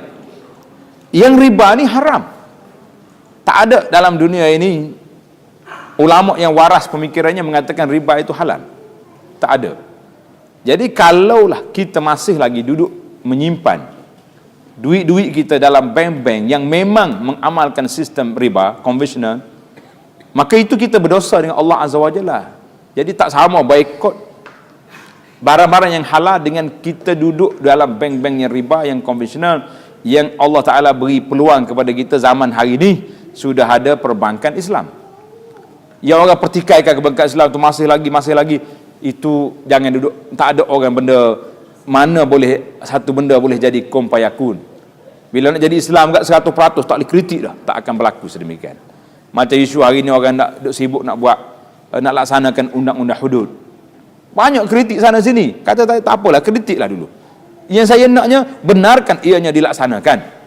Lepas tu kita kritik mana yang tak betul. Tak ada apa. Jadi bank Islam aja tu orang duk kritik, oh bank Islam ni mahal lah, apa, jangan. Yang pentingnya panel-panel syariah yang ada di sana telah berusaha sedaya upaya yang ada untuk meletakkan perjalanan dia ni di atas landasan yang dibenarkan oleh syarak. Jadi kalau ada lagi tempat-tempat yang agak tak apa tepat, mereka akan usaha baikikan. Benda itu masih berjalan sampai hari ini. Jadi kita mengatakan orang yang duduk di bank-bank riba, yang masih lagi menyimpan duit riba, maka wajib bagi dia menukar kepada keuangan Islam. Sama juga dengan beli barang-barang, beli rumah ke, beli kereta ke, insuran kenderaan, insuran peribadi, tukarlah kepada takaful yang telah mengamalkan sistem syariah. Wallahu a'lam. Ustaz, saya ada satu soalan. Ini mengenai tentang tahun, Ustaz. Ya. Ini dengan akidah kita. Kalau di Malaysia itu banyak dai-dai mungkin sebagai orang awam dia just follow, ikut saja, dan tidak ada dai yang benar-benar mengajar pada akidah yang betul.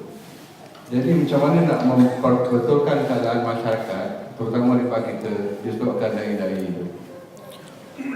Isu ni agak sukar sebab masyarakat dia akan pilih orang yang dia minat. Itu masalah dia. Dia panggil selebriti hari ni. Selebriti TV ke, radio ke, sat khabar ke. Hatta orang-orang yang tidak mengaji agama pun kalau dah tukar channel, dulunya penyanyi, pelakon-pelakon, Yang perempuan tu letak je tudung dah jadi ustazah dah. Sebab dia selebriti. Pasal itulah saya kadang-kadang waktu kawan-kawan ajak masuk dalam TV, kuliah dalam TV, saya kata jauh saya duduk ni, tapi saya berkorban pergi juga sebab bukan nak jadi selebriti. Sebab peluang nak dakwah menyampaikan yang benar daripada Quran, daripada hadis itu, itulah tempatnya sekarang. Orang duk cari medium yang agak canggih, yang hebat. Jadi hari ni para jemaah mampu menilai, tengok. Kalau kita buka tengok program ceramah di masjid ke di surau ke, tengok duk bawa cerita-cerita yang pelik, cerita palsu, cerita-cerita yang tidak ada fakta, bawa hadis-hadis yang pelik-pelik, tinggalkanlah. Walaupun orang itu masyhur setara mana sekalipun, sebab kita bagi masyarakat awam yang tak boleh nak membezakan di antara hadis-hadis begini, lebih baik kita cari pendakwah-pendakwah yang telah meneliti hadis-hadisnya, meneliti dalil-dalil sumber-sumber maklumatnya, baru kita terima tu, kita tak payah mikir dah. Ni kita nak fikir macam mana, kita tak ada alat. Kita tidak ada filter yang kita boleh tapis, oh cerita ni tak betul, cerita ni betul. Sukar bagi kita. Jadi pasal itulah kalau nak tengok YouTube ke, nak belajar ke apa-apa, pilih pendakwah-pendakwah yang kita kenal pasti. Setiap dalil dia bawa tu ada maklumat, ada fakta, ada sandaran yang sahih, kita belajar dengan orang ni. Supaya kita tak mikir banyak. Dia ni tak masyhur ni, tak selebriti. Dia punya Facebook dia pun tak orang like berapa orang. Ya ada tak? Kadang-kadang dia dikira gitu. Oh, hebat dia ni, 500,000 dah. Oh, hebat tu hebat. Hebat-hebat pun cakap tak sempat 2 minit. Kata Nabi SAW cerita-cerita yang palsu. Itu tidak hebat. Itu berani menempah lorong yang dahsyat. Sebab Nabi kita larang berdusta di atas namanya, walaupun dengan niat yang baik. Jadi Islam ini dibina di atas fakta, bukan dibina di atas perasaan. Jadi fakta kita tu yang jelas bagi kita. Kalau kita ikut perasaan saja, memang seronoklah dengar cerita ni, tak? Saya pun malam ni kalau saya nak bawa cerita yang pelik-pelik, tuan-tuan suka dengar. Oh, sedap ni. Sedap tak? Tapi saya tak berani sebab Nabi beri amaran.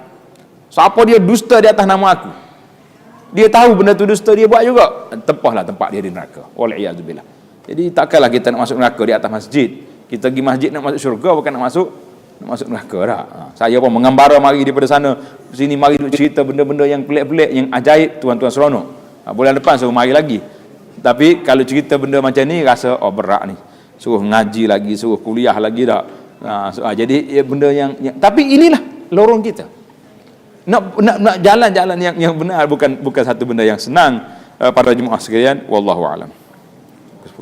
Jadi tanggungjawab kita lah sebagai orang yang insyaAllah ada ilmu sedikit di Qatar, bagi tahu keluarga kita dan berdakwah keluarga kita di Malaysia.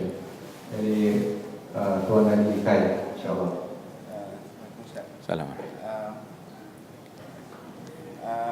Dua soalan. Esok hari berkabung negara. Jadi ada dua pandangan. Macam Ustaz punya kat Facebook pun ada cakap. Satu lagi yang fatwa dari negara pun kata boleh. Jadi kalau sebagai orang awam tu nak ikut mana satu. Satu lagi berkenaan dengan puasa 6.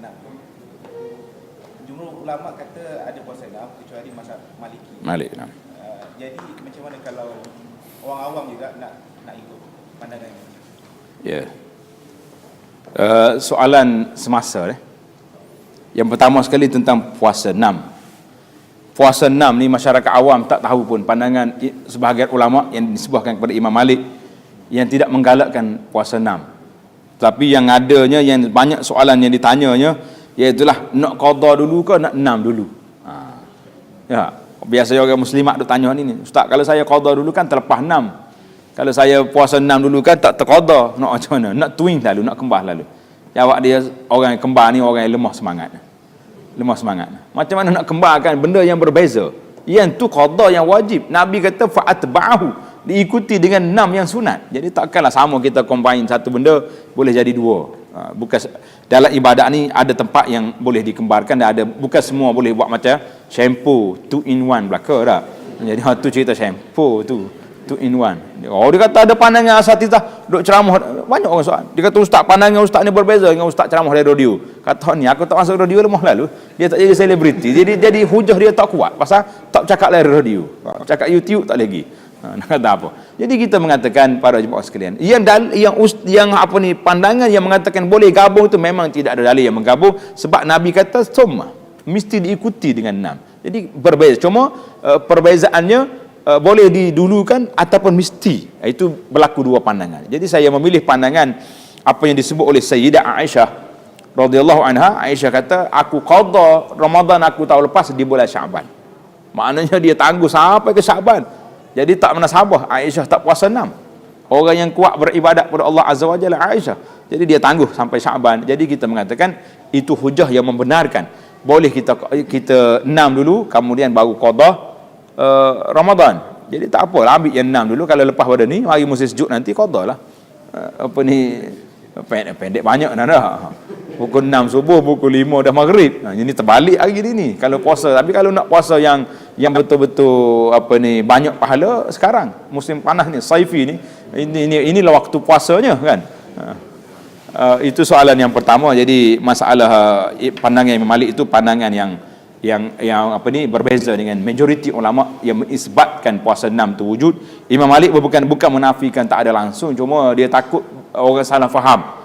Takut orang anggap 6 tu wajib. Jadi sekarang ni orang tak salah faham dah. Yang orang buat-buat tak faham yang ramainya kata. Ni pasal tu tak puasa juga dah. Tanya hari ni berapa hari lagi puasa 6, dia kata tak banyak, bagi lagi 6 hari je. Nak kata apa ni? Puasa 6 tu bagi 6 hari lagi bagi dia. Jadi hari ni dah syawal berapa dah ni? Nak habis tak habis-habis lagi. Nak kata apa tu? Jadi isu yang kedua soal berkabung.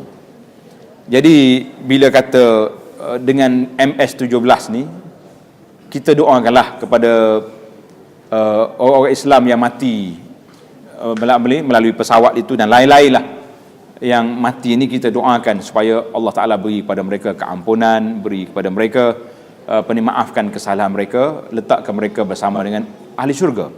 Itu doa yang patutnya. Tetapi kenapa sampai peringkat over sangat tu, nak bergabung sampai satu negara bergabung? Siapa yang suruh sampai begini sekali? Berapa orang yang meninggal ni sama mereka nak bergabung. Yang kita bukan nak bergabung sekarang ni, kerajaan kena berusaha bagaimana menyiasat siapa yang melakukannya dan apa sebab mereka buat. Itu sepatutnya yang diambil, tapi duk besarkan, duk gembar-gemburkan dengan nak bergabung. Karena itulah bila saya tengok pandangan fatwa Malaysia mengharuskan bergabung, saya tak komen apa. Saya kata ini fatwa Malaysia, saya tak je Facebook. Orang lain duk komen kat bawah tu. Lepas tu saya letak saya punya ceramah tentang berkabung yang dalilnya kerana pernah ada Yahudi lalu, Nabi kita bangun. Orang kata ini Yahudi, ya Rasulullah. Nabi kata tak apalah, dia pun manusia juga. Itu spontan, kebetulan.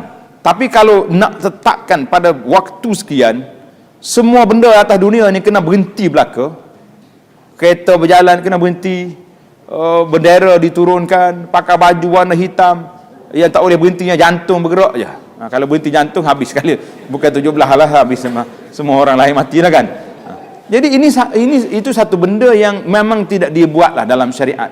Jadi nak sandarkan kepada satu benda yang peristiwa yang kes berlaku secara spontan dengan menetapkan satu tarikh, satu waktu, satu masa yang ini bagi saya tidak ada dalil, itu tidak kena pada tempat yang digunakan.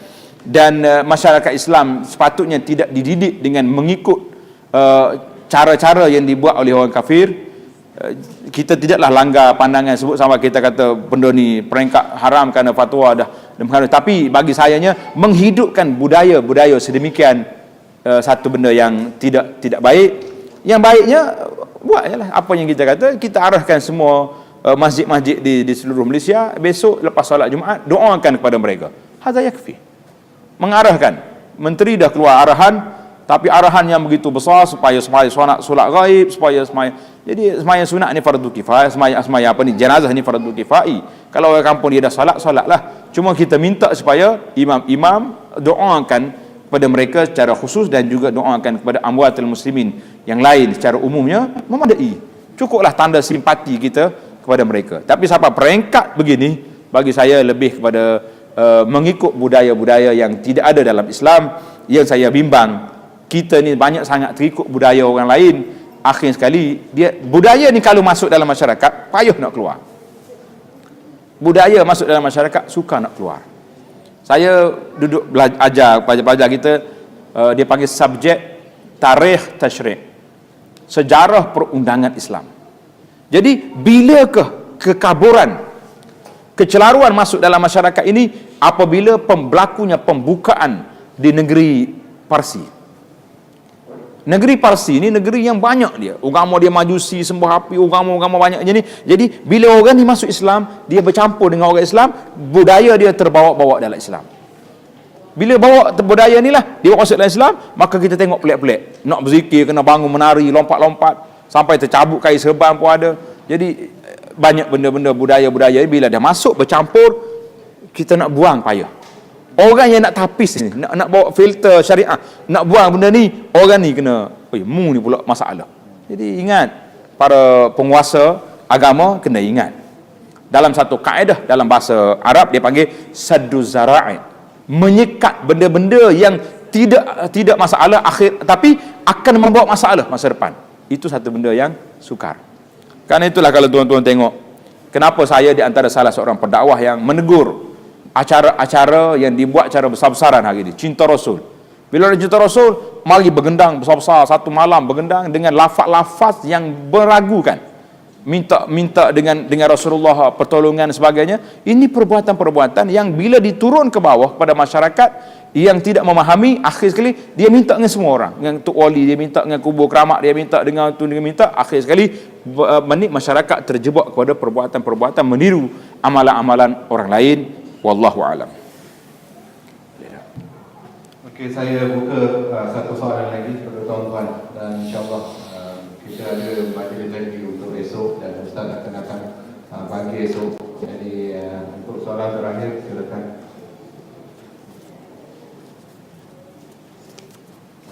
Ni soalan kau tak limat tu. Make sure soalan anda tak limat. Pendek, padat, macam ulama zaman dulu ya. Pendek, padat, dan orang akan faham. Assalamualaikum Ustaz. Salam. Soalan saya satu dalam 2-in-1. Pandangan Ustaz banyak bagi ceramah-ceramah mengenai alam cyber ni. Yes. Tanya Ustaz, minta panduan-panduan untuk kita, macam kita nak share dalam Facebook ke WhatsApp ke dalam siapa-siapa mana-mana ni lah.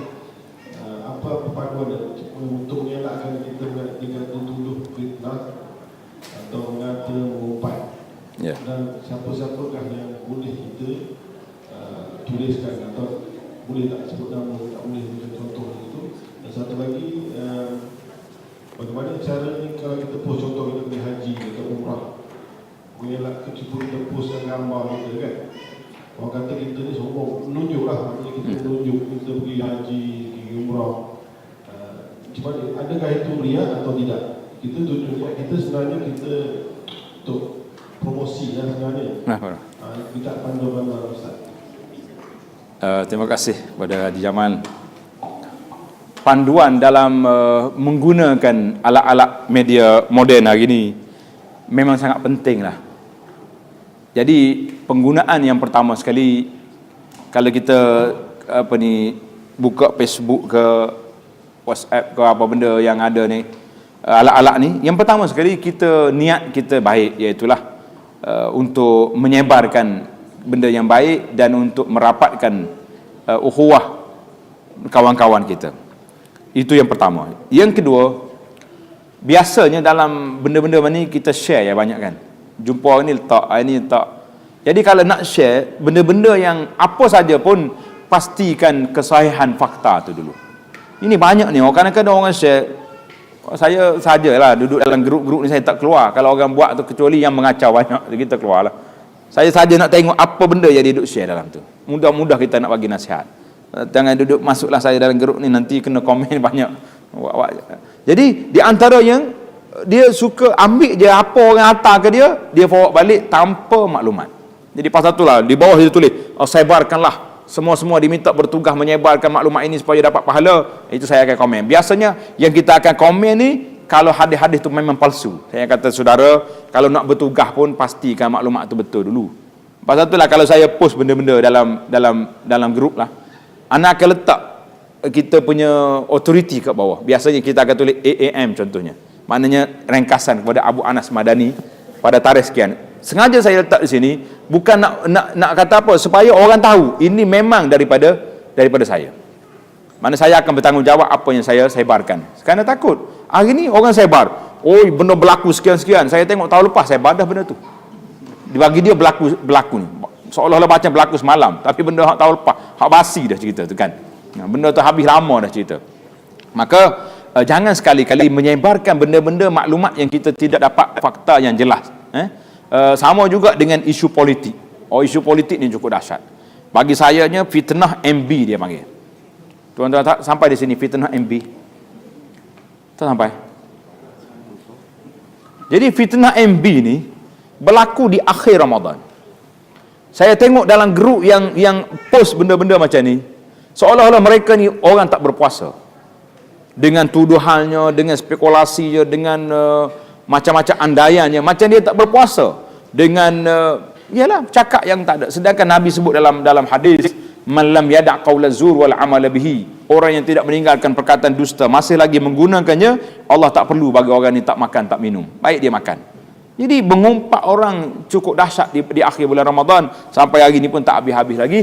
Jadi kita ingatlah benda-benda yang kita nak share, benda-benda yang kita nak kongsikan, biar maklumat tu sahih, sama ada dalam sudut benda-benda keduniaan, benda-benda yang terlibat dengan politik, benda-benda yang terlibat dengan agama, khasnya kalau yang terlibat dengan hadis-hadis Nabi SAW, pastikan kesahihan maklumat yang kita ada. Jadi kalau boleh kita hantar dulu maklumat ni, pasti katanya ustaz-ustaz kita kat sini hadis ni sahih, sahih, kita pastikan baru kita forward, baru kita edarkan. Biarlah kita tak aktif pun, 2-3 hari boleh forward sekali pun okey lah. Tapi kalau hari-hari nak 4-5 tapi yang kita hantar tu palsu belaka, berdosa. Saya hantar je, no, jangan kata je kat belakang. Awak share ke, awak post ke, awak hantar ke, semua tu Tuhan sebut dalam Quran, ma yalfizu min qaulin illa ladaihi raqibun atid. Setiap lafaz yang keluar, setiap perkataan yang ditulis, setiap share yang di hollow dengan hujung jari kita tu, semuanya ada malaikat yang menulis. Jadi inilah panduan kita, jangan kita sewenang-wenang, jangan suka-suka tadi. Adapun isu pergi haji, pergi umrah contohnya, kalau nak ambil gambar umum tak jadi masalah, jangan gambar am kita duduk kat masjid, berdiri situ bagi tak apa. Tapi kalau duduk berdoa gini, air mata menangis, Allah juga tulis pula kat bawah tu, alhamdulillah khusyuknya hari ni. Ini ada masalah, bagi saya ada masalah situ. Sebab benda khusyuk ni kita dengan Allah Azza wa Jalla tak payah kita dedahkan kepada masyarakat. Allah yang menilaikan kita, bukan juru laik kat bawah tu menilaikan kita dah. Kita nak dilaik oleh manusia kan, nak dilaik oleh malaikat. Letak. Jadi ada ni, saya kadang-kadang saya tengok dekat melontar, tangan sebelah lontar, sebelah tangan kita selfie. Saya kata lontar telefon tu, syaitan punya kerjaan. Lontar telefon tu sekali kata, baru lontar batu tak cukup lagi. Tengah nak tawaf begini, tengah ada baca Quran di masjid Arab, bismillahirrahmanirrahim, begini tangan telefon sebelah. Saya kata apa cerita awak ni? Jadi kalau nak ambil gambar dia seorang, ambil lah, tak ada. Kita kata adalah benda khilaf di situ, tapi kalau nak tunjuk dia beribadat lah, jangan tunjuk ibadat. Jadi banyak orang ni kan, Malaysia banyak perdana kan, semaya tahajud perdana pukul 6:30 pagi, siap dah tulis mengantuk hari ni, semalam tahajud perdana, punah kita punya. Tujuan orang tahajud ni supaya kita bersunyi dengan Allah Azza wa Jalla di tengah malam. Tiba-tiba kita tak ada naik matahari lagi, siap dah, punah dah dia punya. Kita kena ingatlah, kita sampai Mekah, kita tunjuk gambar kita duduk di Mekah, depan Kaabah, depan jam besar tu, tunjuklah. Tapi jangan tunjuk ketika kita sedang beribadat, kerana ibadat itu untuk Allah Azza wa Jalla, bukan untuk selfie, bukan untuk kita nak tunjuk ke kawan-kawan. Jangan duduk main benda tu. Tulis pula kat bawah tu, khusyuk hari ni, alhamdulillah hari yang ketiga di Mekah sudah khatam Quran. Ini riak namanya. Ingat baik-baik, ini alat untuk nak tunjuk riak. Jadi kalau kita nak tunjuk juga, tulis kat bawah tu, insya-Allah tuan-tuan yang ada tanah haram ni, gunakanlah sepenuh masa, bacakanlah Quran, banyakkanlah tawaf, motivasi. Jangan tunjuk yang kita buat. Dulu saya kena marah dengan orang waktu saya larang post makanan yang kita makan. Marah orang dia kata, ustaz ni apalah halang orang buat benda baik. Buat benda baik apa? Dia tunjuk dia makan. Kena buat benda baik boleh, tunjuk menu, jemput datang. Baru betul. Kita pakai pergi belakang, baru jadi dah. Ni tunjuk dia makan dah. Lepas tu siapa nak pergi? Jadi kebetulan pula kawan kita tu, isteri dia mengandung. Tengok kawan duduk makan sedap, ya Rabbi, nak pergi cari mana? Makan kat Doha, kawan tengok di Malaysia, nak cari mana nasi kambing sedap sini dah. Nak cari mana? Jangan dia buat pasal dengan orang, kesian. Kena orang mengandung ni, kata orang kapuk, berair mulut, anak nanti ni tak cukup makan. Jangan. Jadi kalau nak puh makanan, apa ni muslimat ni, pakar-pakar bagai chef kita ni, bolehlah ni makanan dia, ni menu dia kat bawah ni, belajarlah buat. Tak faham PM saya, boleh lagi. Boleh tahan juga kita. Ni tunjuk hal dia nak makan. Syahadul kalam. Jadi tak payah kita tunjuk kita makan. Masa itulah saya lah, kalau saya duduk tengah makan orang nak ambil gambar, saya kata kalau nak post Facebook tak payahlah. Kalau nak peribadi boleh. Sebab kita tak nak makanan ni perasaan. Orang kalau terliur nak makan, sedih ke tak sedih dia kalau tak nak makan? Sedih tahu, jangan duk main-main tak. Wallahu taala alam.